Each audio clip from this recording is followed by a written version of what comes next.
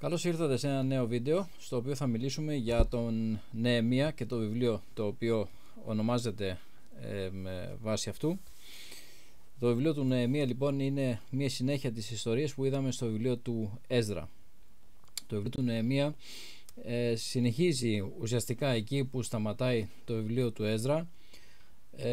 Υπολογίζεται ότι μεσολαβούν 13 χρόνια ανάμεσα στις δύο ιστορίες αυτές, στο τέλος του Έσδρα μέχρι την αρχή του Νεεμία.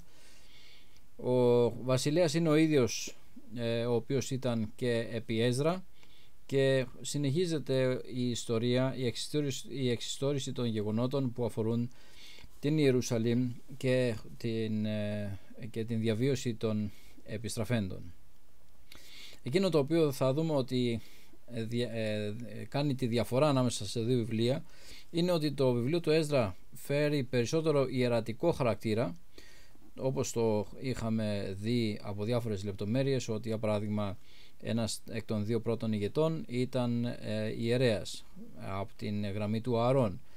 Ο Έσδρας στη δεύτερη επιστροφή ήταν από ιερατική οικογένεια, απόγονος του Λεβί.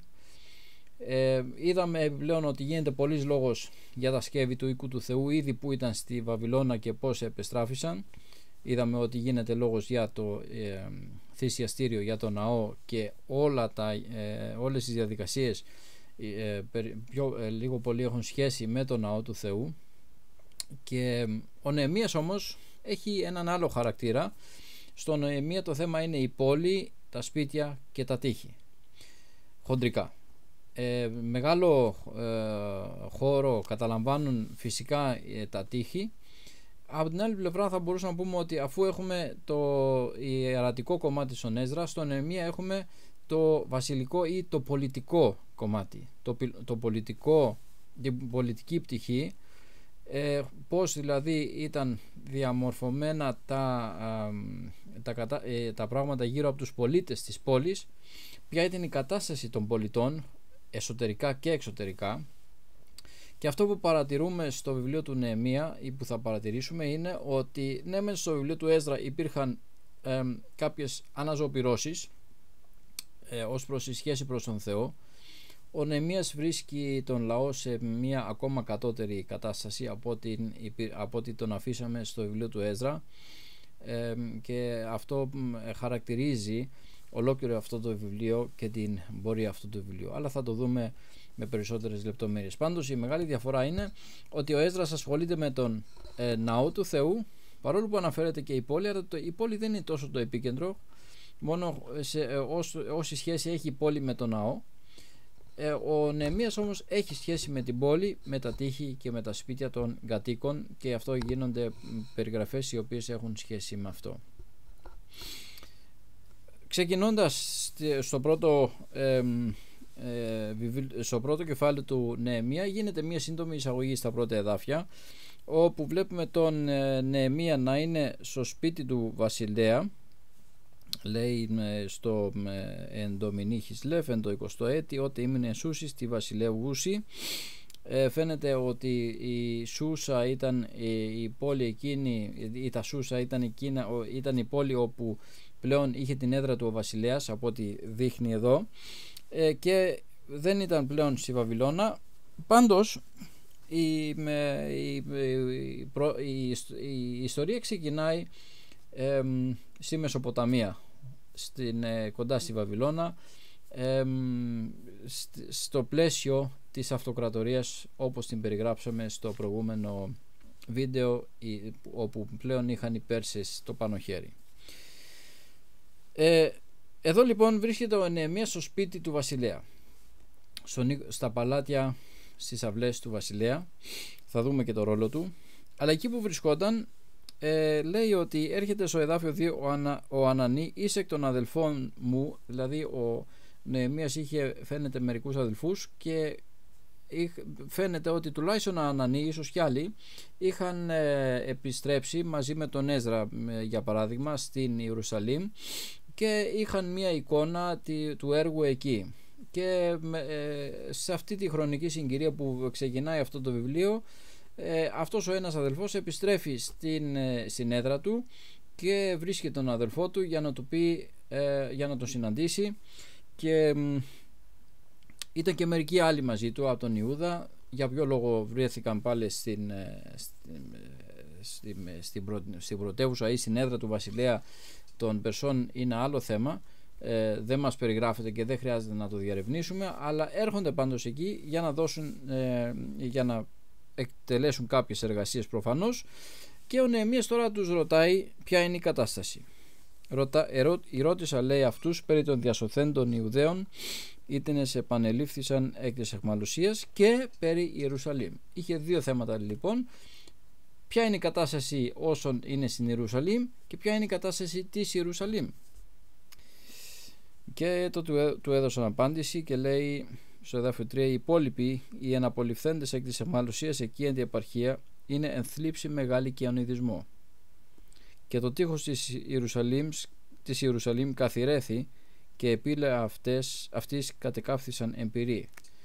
Δηλαδή, με λίγα λόγια, η πόλη και τα τείχη της πόλης ήταν στην κατάσταση όπως την είχαν αφήσει πίσω οι Χαλδαίοι 150 χρόνια πίσω, 160 χρόνια πίσω, με καμένες τις πύλες της πόλης, με κατεστραμμένα τα τείχη, μια πόλη εκτεθειμένη. Υπήρχαν κάποιοι κάτοικοι, ας πούμε από τους 50.000 μια μερίδα πρέπει να κατοικούσε εκεί, και η πόλη ήταν αραιοκατοικημένη. Το βλέπουμε αργότερα στο βιβλίο του Νεεμία, αν το διαβάσουμε. Πάντως η πόλη ήταν απροστάτευτη. Ο ναός υπήρχε, το θυσιαστήριο υπήρχε, αλλά η πόλη ήταν απροστάτευτη. Κάθε εχθρός θα μπορούσε να έρθει και θα μπορούσαν σε μελλοντικές επιδρομές να πέσουν θύμα λαιλασιών εφόσον δεν είχαν τύχη. Οπότε ήταν μια κατάσταση τραγική. Έπρεπε δηλαδή να γίνουν διορθωτικές κινήσεις ως προς την πολιτική ασφάλεια της πόλης, θα λέγαμε, ως προς την εξωτερική ασφάλεια των πολιτών και της πόλης. Ο Νεεμίας ακούει τους λόγους, κάθεται, κλαίει, πενθεί, νηστεύει, προσεύχεται ενώπιον του Θεού. Αυτό είναι το υπόλοιπο του κεφαλαίου. Προσεύχεται ενώπιον του Θεού, βλέπει την κατάσταση αυτή, η κατάσταση αυτή τον οθεί στα γόνατα, τον ρίχνει κάτω, και βλέπουμε τις αντιδράσεις του στο εδάφιο 4, όπως το είπαμε. Είναι κάτι το οποίο είναι παραδειγματικό σαφώς και περιέχει διδάγματα. Βλέπουμε και εδώ ο Νεεμίας, αυτός ο άνθρωπος του Θεού, πάλι εξομολογείται τις αμαρτίες του λαού, λέει ημών, και λέει: Κύριε, προσεύχομαι, δέομαι, Κύριε, ας είναι ήδη το ου σου προστεκτικόν η συμπροσευχή του δούλου σου και η συμπροσευχή των δούλων σου, των θελόντων να φοβώνται το όνομά σου, και ευόδοσον δέομαι των δούλων σου την ημέραν ταύτην, και χάρισον εις αυτόν έλεος ενώπιον του ανδρός αυτού. Εδάφιο 11. Ο Νεεμίας βλέπει δηλαδή την κατάσταση της πόλης και όχι μόνο θλίβεται και πενθεί, αλλά βλέπει ότι ο ίδιος δεν λαμβάνει την πληροφορία αυτή απλώς για να την έχει και για να λυπηθεί, αλλά βλέπει το ρόλο του μέσα σε όλη αυτή την κατάσταση και βλέπει ότι έχει ένα ρόλο και προφανώς θα πρέπει να παίξει ένα ρόλο, και αυτό η δέησή του είναι προς τον Θεό, ο Θεός να τον καθοδηγήσει και να δείξει κάποια λύση. Αλλά υπάρχει όμως ένα εμπόδιο αφενός, το οποίο όμως μεταβάλλεται σε βοήθημα. Λέει στην παρένθεση στο τέλος: εγώ ήμουν εινοχός του βασιλέως. Ένας άνθρωπος της εμπιστοσύνης του βασιλέα των Περσών, ο άνθρωπος που είχε την ύψιστη εμπιστοσύνη του βασιλέα, θα λέγαμε. Ο εινοχός έχει την ύψιστη εμπιστοσύνη του βασιλέα, διότι εάν το κρασί ήταν δηλητηριασμένο, πέθαινε ο εινοχός, και οπότε ό,τι δοκίμαζε ο εινοχός ήταν αξιόπιστο για τον βασιλέα, και οπότε ήταν μεγάλη ευθύνη του εινοχώου ενώπιον του βασιλέα και μεγάλη εμπιστοσύνη του βασιλέα απέναντι στον εινοχώο. Οπότε βλέπουμε ότι και εδώ έχουμε έναν άνθρωπο ο οποίος έχει την εύνοια του κυρίου του βασιλέως, και αυτό μας δείχνει ότι η σχέση μας προς τις αρχές θα πρέπει να προσδιορίζεται σαφώς από τη σχέση μας προς τον Θεό, αλλά αυτό δεν σημαίνει ότι θα πρέπει να έχουμε εχθρική στάση απέναντι στις αρχές. Ούτε ο Έσδρας είχε εχθρική στάση απέναντι στον Πέρση, εχθροί του λαού του Θεού θα λέγαμε, ούτε ο Νεεμίας, αλλά μέσα από την προσωπική του συμπεριφορά και διαγωγή που ήταν σύμφωνη με το Λόγο του Θεού, κατάφεραν να κατακτήσουν την εμπιστοσύνη του εκάστοτε βασιλέα τους. Ας πούμε στον Έσδρα, το διαβάζουμε στο εδάφιο 25 του κεφαλαίου 7 του βιβλίου του: «Και εσύ, Έσδρα, κατά την ενσύ του Θεού σου σοφίαν». Εσύ, Έσδρα, κατά την ενσύ σοφία, κατά την ενσύ του Θεού σου σοφίαν. Κάνε αυτά που έχεις να κάνεις. Η απόλυτη εμπιστοσύνη του βασιλέα, και ο ίδιος βασιλέας, είπαμε, είναι και εδώ, έχει απόλυτη εμπιστοσύνη πάλι σε έναν Ιουδαίο, τον Νεεμία, αξιόπιστα άτομα για τους βασιλείς εκείνης της εποχής, και αυτό βέβαια είναι ένας παράγοντας ο οποίος συνεχίζει στην πορεία του βιβλίου αυτού. Στο κεφάλαιο 2 λοιπόν συνεχίζει μετά η ιστορία και ξεκινούν ορισμένες προεργασίες, οι οποίες δεν είναι ότι παίρνει τα πράγματά του και φεύγει ο Νεεμίας, αλλά με έναν πολύ εύτακτο, εύρυθμο τρόπο τακτοποιεί τις υποθέσεις του, δεν αφήνει τίποτα ατακτοποιητό, δεν φεύγει εναντίον της έρευνας του βασιλέως, αλλά έχει προσευχηθεί και τώρα έρχεται ενώπιον του βασιλέως και λέει: «Ήταν ενώπιον του βασιλέως και λαβών τον ίνο έδωκα εις τον βασιλέα. Ποτέ δεν είχον σκύθρο πάση ενώπιον αυτού». Ένα ωραίο χαρακτηριστικό του Νεεμία. «Όθεν ο βασιλεύς είπε προς εμέ: γιατί το πρόσωπό σου είναι σκυθροπό, ενώ εσύ άρρωστος δεν είσαι? Τούτο δεν είναι η μη λύπη καρδίας». Διακρινεί ο βασιλέας ότι κάτι δεν πάει καλά με τον Νεεμία. Τότε εφοβήθη πολύ σφόδρα. Και έχει το θάρρος ο Νεεμίας να ζητήσει. Λέει: «Είπα προς τον βασιλέα, ζήτω ο βασιλεύς εις τον αιώνα, γιατί το πρόσωπό μου να μην είναι σκυθροπών, ενώ η πόλης ο τόπος των τάφων των πατέρων μου κοίται ηρημωμένος και επίλα αυτής και κατηναλωμένε υπό του πυρός». Και τότε του απαντάει ο βασιλέας: «Περί τίνος κάνεις εσύ αίτησιν?» Η απάντηση του Νεεμία είναι μια παρένθεση: «Και προσευχήθην εις τον Θεόν του ουρανού». Με μεγάλη εξάρτηση από τον Θεό βλέπουμε ότι τακτοποιεί τις υποθέσεις του. «Είπα προς τον βασιλέα, εάν είναι αρεστόν εις τον βασιλέα, όχι απαιτώ, βασιλέα πρέπει να φύγω, όχι, εάν είναι αρεστόν εις τον βασιλέα, και αν ο δούλος σου έβρικε χάρη ενώπιον σου, να με πέμψεις εις τον Ιούδαν, εις την πόλη των τάφων των πατέρων μου, και να ανοικοδομήσω αυτήν». Βλέπουμε ότι άντλησε τη δύναμη του από την κοινωνία με τον Θεό, από την προσευχή, για να τακτοποιήσει τις υποθέσεις του που είχε απέναντι στο βασιλέα. Και τότε του λέει ο βασιλέας πόσο μακριά θα πας, ή μάλλον πότε θα επιστρέψεις, και του δίνει ο Νεεμίας προθεσμία στο εδάφιο 6 στο τέλος. Είναι κάτι αξιοσημείωτο αυτό, ότι δίνει προθεσμία. Δεν λέει θα δούμε και ό,τι γίνει, λέει δίνω προθεσμία.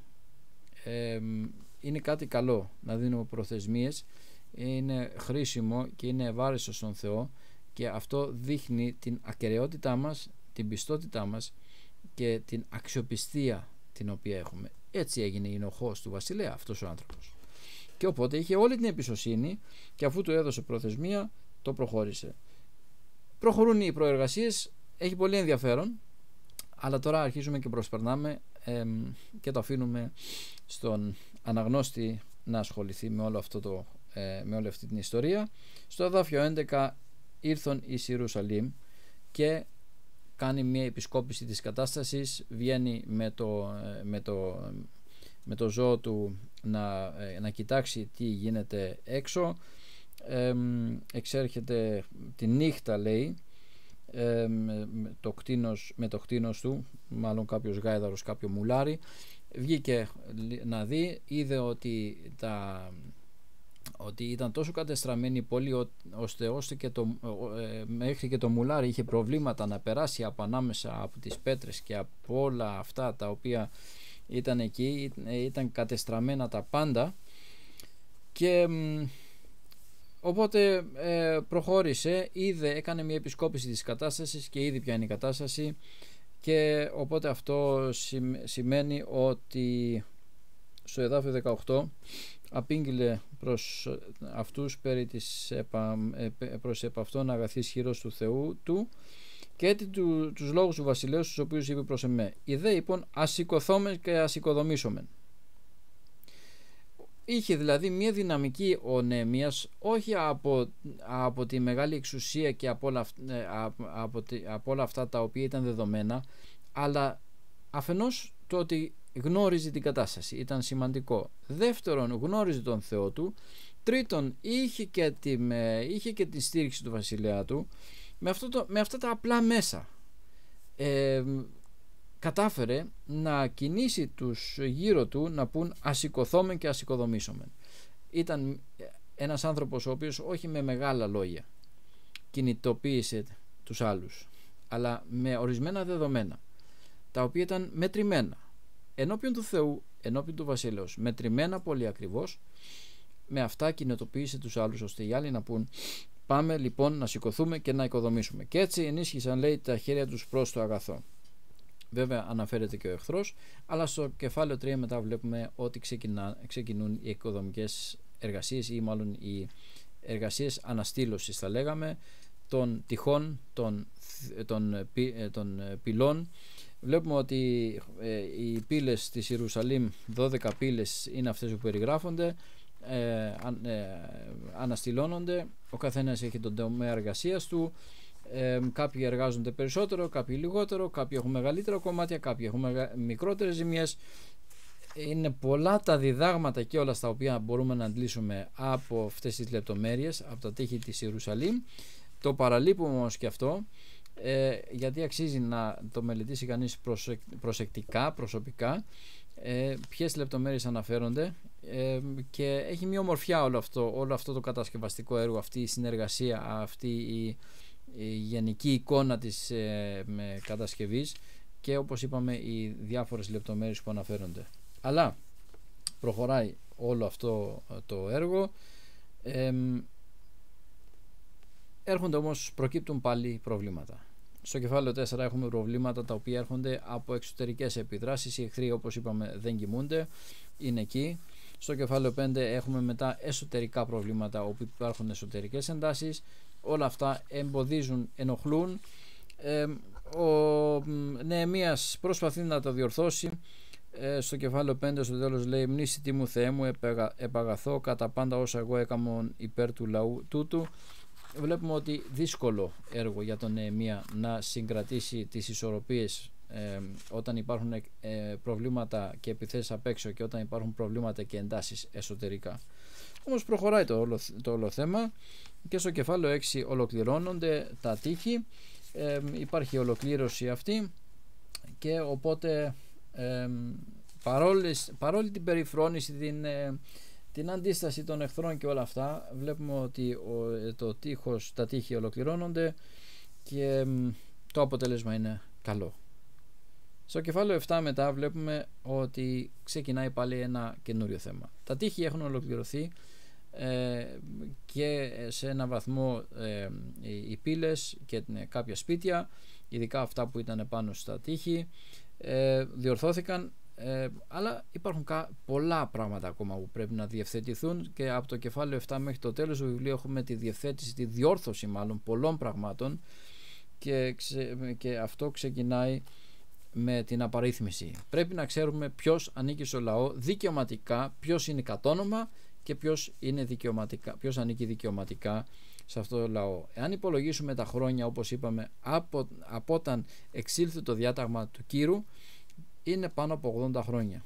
Οπότε υπάρχει το θέμα αυτό, πρέπει να ξέρουμε ποιοι είναι οι κάτοικοι της πόλης, ποιοι είναι πολίτες της πόλης, ποιοι είναι δικαιωματικά κάτοικοι της πόλης, ποιοι είναι ξένοι, ποιοι ανήκουν σε ποιες τάξεις και ποιες φυλές κτλ. Όλα αυτά πρέπει να καθοριστούν, και υπάρχει και πνευματικό νόημα μέσα σε αυτά. Πρέπει να ξέρουμε τους κατόνομα και τους κατ' ουσίαν. Πρέπει να ξέρουμε το ρόλο του καθενός, πρέπει να ξέρουμε πού βρίσκεται καθένας, ή μάλλον πρέπει ο Θεός να ξέρει, αλλά και μεταξύ των ανθρώπων είναι καλό να ξέρουμε, και αυτό γίνεται η απαρίθμηση.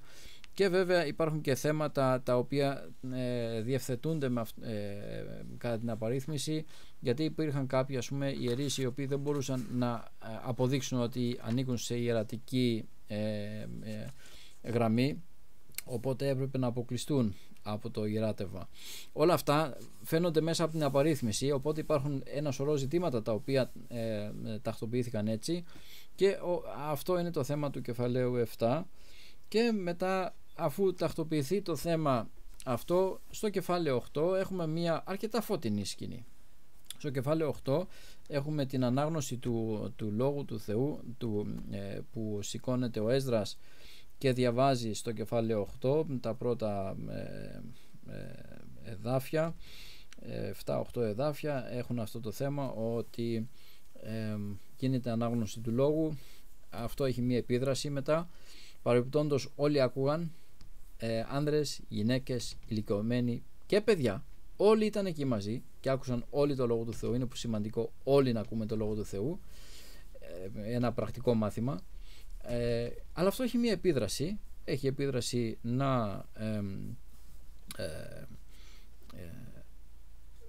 να μην λυπούνται, αλλά να φάνε παχαία, να γίνει μία εορτή, και μετά να ξεκινήσουν αυτή την εορτή, η οποία είναι η εορτή των σκηνών. Την βρίσκουμε, ας πούμε, στο Λεβιτικό, στο κεφάλαιο 23, όπου υπάρχει ένα σχετικό διάταγμα. Εδώ βλέπουμε ότι εορτάζουν αυτή την σκηνή στο υπόλοιπο αυτού του κεφαλαίου, και είναι κάτι το οποίο είναι ευάρεστο ενώπιον του Θεού. Οπότε έχουμε μια φωτεινή κατάσταση εδώ. Ο νόμος του Θεού απαγγέλλεται, υπάρχουν συνέπειες θετικές, τιμητικές και τέτοιες οι οποίες αποδίδουν δόξα στον Θεό. Αξιοσημείωτο είναι ότι εδώ ονομάζεται ο Νεεμίας Θυρσαθά. Είναι ο τίτλος τον οποίο βασικά του απέδωσε ο βασιλέας, ο Πέρσης βασιλέας, ο οποίος τον απέστειλε. Στο κεφάλαιο 8 και εδάφιο 9 αναφέρεται ο τίτλος αυτός. Αυτός ήταν εκείνος τον οποίον είχε προσδιορίσει ο βασιλέας να είναι ο υπεύθυνος της πόλης, ο δήμαρχος θα λέγαμε σήμερα. Αυτός ήταν ο Θυρσαθά, και αυτός είχε την ευθύνη, και γι' αυτό το λόγο τον βλέπουμε από εδώ και πέρα, αφού ο Έσδρας, ο εκπρόσωπος του Θεού, έχει δείξει τι θέλει ο Θεός, έχει απαγγείλει τι θέλει ο Θεός, σε μια μακροσκελή συνάθρηση, όχι σε ένα κήρυγμα 30 λεπτών ή 45 λεπτών ή 20 λεπτών, αλλά σε ένα ολοήμερο θα λέγαμε. Αφού ολοκληρωθεί αυτό, βλέπουμε ότι ο Νεεμίας αναλαμβάνει το ρόλο για να κάνει διορθωτικές κινήσεις με το κύρος το οποίο έχει, από πολιτική θα λέγαμε άποψη, ώστε να διορθωθούν ορισμένες καταστάσεις, και αυτό θα χαρακτηρίσει και το υπόλοιπο του βιβλίου. Πριν όμως δούμε προς το τέλος του βιβλίου αυτού, από το κεφάλαιο 10 και μετά, και ειδικά 11, 12, 13, ότι κάνει κάποιες ρυθμίσεις με βάση αυτό το αξίωμα, βλέπουμε ότι γι' αυτόν είναι πάλι καιρός ταπείνωσης. Στο κεφάλαιο 9 έχουμε αυτή την εξαίρετη προσευχή του Νεεμία, όπου ταπεινώνεται ενώπιον του Κυρίου και καταφέρνει να έχει μαζί του και άλλους, οι οποίοι διαβάζουν το Λόγο του Θεού και κατανοούν ότι η κατάσταση όπως έχει δεν είναι καλή και πρέπει να ταπεινωθούν. Και ο Νεεμίας πάλι μιλάει για εμείς, ότι εμείς αμαρτήσαμε, είναι δική μας η ενοχή, είναι δική μας η ευθύνη για όλα αυτά, εμείς. Όπως ο Έσδρας στο κεφάλαιο 9 και όπως ο Δανιήλ στο κεφάλαιο 9. Οπότε το τρίπτυχο αυτό, Έσδρας 9, Νεεμίας 9, Δανιήλ 9, μας δείχνουν την σωστή, την ευάρεστη στον Θεό κατάσταση ενός υπηρέτη του Θεού ενώπιον του, όταν παρατηρεί τις καταστάσεις γύρω του και βλέπει ότι υπάρχουν σφάλματα, υπάρχουν αδυναμίες, υπάρχουν αμαρτίες. Ξεκινάει με μια ταπείνωση του εαυτού. Καταλήγει λοιπόν στο τέλος του κεφαλαίου αυτού, στο εδάφιο 38, όθεν δια πάντα ταύτα εμείς κάμνομεν διαθήκην πιστήν και γράφομεν αυτήν, και επιστραγίζουσιν αυτήν οι άρχοντες ημών, οι Λεβίτοι ημών και οι ιερείς ημών. Οπότε βλέπουμε μετά ότι ανανεώνουν τη Διαθήκη του Θεού μαζί τους, και δεν είναι ότι αντικαθιστούν αυτή του Μωυσή, αλλά γίνεται μια ανανέωση, μια επαλήθευση, μια επιβεβαίωση ότι εμείς όντως θέλουμε να μείνουμε σε αυτό, θέλουμε να υπηρετήσουμε τον Θεό, θέλουμε να ενεργούμε κατά το θέλημά Του. Και οπότε στο κεφάλαιο 10 μετά αναφέρονται 84 άτομα τα οποία υπογράφουν, και αυτό και στη συνέχεια μας φανερώνει ότι είναι μια σειρά από πράγματα τα οποία πλέον θέλουν να τα διορθώσουν και να τα εφαρμόσουν, και αυτό είναι το υπόλοιπο του κεφαλαίου 10, ότι περιγράφει λεπτομέρειες που αφορούν αυτή τη διαθήκη την οποία κάνουν σε αυτό το σημείο. Στο κεφάλαιο 11 περιγράφονται μετά οι κάτοικοι της Ιερουσαλήμ και της Ιουδαίας. Υπάρχει το πρόβλημα ότι είναι αραιοκατοικημένη η πόλη, πρέπει να μετακομίσουν κάποιοι από άλλες πόλεις της Ιουδαίας. Νομίζω 10% από τις άλλες πόλεις έπρεπε να φύγουν και να έρθουν στην Ιερουσαλήμ. Ένα μέρος πάντως έπρεπε να έρθει στην Ιερουσαλήμ, ώστε να μην είναι τόσο πυκνοκατοικημένη και τόσο επικίνδυνη, ή μάλλον τόσο εκτεθειμένη στις επιθέσεις των εχθρών, ώστε η πόλη αυτή να μπορεί πάλι να κατοικηθεί και να έχει και μία δομή, μία σύνθεση και μία άμυνα σαφώς. Και στο κεφάλαιο 12 καταλήγουμε στα εγγένεια των τυχών, ειδικά στο εδάφιο 27 το βρίσκουμε. Υπάρχουν κάποιες προετοιμασίες και εκεί που έχουν να κάνουν με τους Λεβίτες και τα λοιπά, όπου τοποθετούνται, καταγράφονται και γίνεται η περιγραφή κάποιων γενεαλογικών στοιχείων και τα λοιπά, αλλά όλο αυτό καταλήγει στο κεφάλαιο 27, στο εδάφιο 27, να γίνουν τα εγγένεια των τυχών. Δηλαδή υπάρχει μία μικρή παρένθεση η οποία έχει να κάνει με τους Λεβίτες κυρίως, και μετά, αφού τακτοποιηθεί και αυτό το θέμα με αυτή την τάξη κατοίκων, εγκαινιάζονται τα τείχη και με μεγάλο εορτασμό, με μεγάλες εορταστικές διαδικασίες ολοκληρώνεται και αυτό. Και στο κεφάλαιο 13 είναι σαν να μένουν μόνο μερικά θέματα για τακτοποίηση, τα οποία ήταν κακώς κείμενα πάλι, όπου ο Νεεμίας παρατηρεί κάποια πράγματα και 3 φορές επεμβαίνει. Στο εδάφιο 11 λέει επέπληξα, και αυτό δεν δείχνει μόνο μια προφορική επίπληξη, αλλά έχει μια έννοια πιο άγρια, η οποία με δείχνει ότι δεν ήταν απλώς ότι είπε σαν τον Ηλί αυτό δεν είναι καλό που κάνετε, αλλά με μεγάλο κύρος και με μεγάλη αυστηρότητα επέπληξε ορισμένες καταστάσεις. Το βρίσκουμε αυτό στο εδάφιο 11, το βρίσκουμε μετά στο κεφάλαιο, στο εδάφιο 11, στο εδάφιο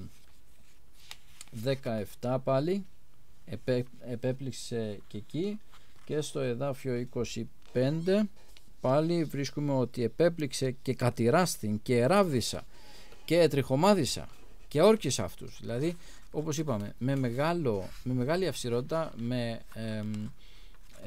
πολλή αποφασιστικότητα, διότι ήταν κακώς κείμενα τα οποία οπωσδήποτε έπρεπε να διορθωθούν. Και μέσα από αυτά τα πολύ συνοπτικά σκηνικά τα οποία είδαμε τώρα, φτάνουμε στο τέλος ότι ο Νεεμίας καταλήγει στο βιβλίο αυτό λέγοντας στο εδάφιο 29 του κεφαλαίου 13: «Μνήστητη αυτόν Θεέ μου, διότι ευεβήλωσαν την ιερατεία και την διαθήκη της ιερατείας και των Λεβιτών, και εκαθάρισα αυτούς από πάντων των ξένων και διόρισα φυλακάς εκ των ιερέων και εκ των Λεβιτών, έκαστος εις τα έργα αυτού και δια την προσφορά των ξύλων εν καιρής ορισμένης και δια της απαρχάς». Δηλαδή λέει στον Θεό ότι και αυτό το τελευταίο θέμα, το οποίο έπρεπε να τακτοποιηθεί με τους ιερείς και τους Λεβίτες, το τακτοποίησα, ολοκληρώθηκε, έχει τους στο νου, μνήστητη αυτόν Θεέ μου, γιατί βεβήλωσαν την ιερατεία, αλλά διόρθωσα ορισμένα με κακό κείμενα, και καταλήγει με την τελευταία πρόταση: μνήστητη μου Θεέ μου, επαγαθώ. Θεέ, εγώ εκτέλεσα αυτό που έπρεπε να κάνω, αυτό που μπορούσα να κάνω το έκανα κατά γνώση και συνείδηση όσο καλύτερα γινόταν, και τώρα μνήστητη μου Θεέ μου επαγαθώ, έκανα ό,τι μου είπες, το αφήνω σε σένα και θέλω να βγει το καλύτερο δυνατό αποτέλεσμα. Αυτή είναι η κατάληξη του Νεεμία. Ήρθε, εργάστηκε και θα μπορούσαμε να πούμε έφυγε. Αυτή είναι η υπηρεσία του, αλλά είναι πολύ σημαντική για τη συνολική εικόνα της πόλης, ώστε πλέον η πόλη να έχει τύχη, η πόλη να έχει κάτοικους, η πόλη να έχει σωστούς νόμους, η πόλη να έχει μια σωστή ζωή κοινωνική, πολιτική, από όποια άποψη και να το δούμε. Ακόμα και στα οικονομικά επιβλήθηκε μία τάξη στο κεφάλαιο 13, σε ένα από τα περιστατικά το βλέπουμε, και επίσης σε αυτή την πόλη έπρεπε να λειτουργεί σωστά το ιεράτευμα, και αυτό παρέδωσε ο Νεεμίας, μία πόλη περιτυχισμένη, μία πόλη λειτουργική, μία πόλη κατοικημένη, μία πόλη η οποία είχε όλες τις προδιαγραφές, έστω και είναι αδυναμία, να τιμά τον Θεό και να δίνει την ευκαιρία στους κατοίκους της πόλης αυτής να δοξάζουν τον Θεό και να ζουν για τη δική του δόξα.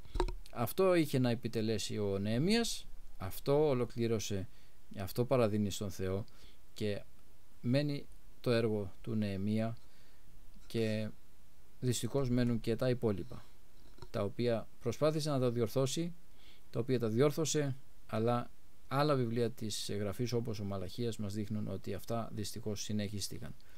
Όσον αφορά τον Νεεμία, εδώ έκλεισε το έργο του και το αφήνει στα χέρια του Θεού ως ένας δούλος αγαθός και πιστός, ο οποίος πλέον μπορεί να βγει εις τη χαρά του Κυρίου του.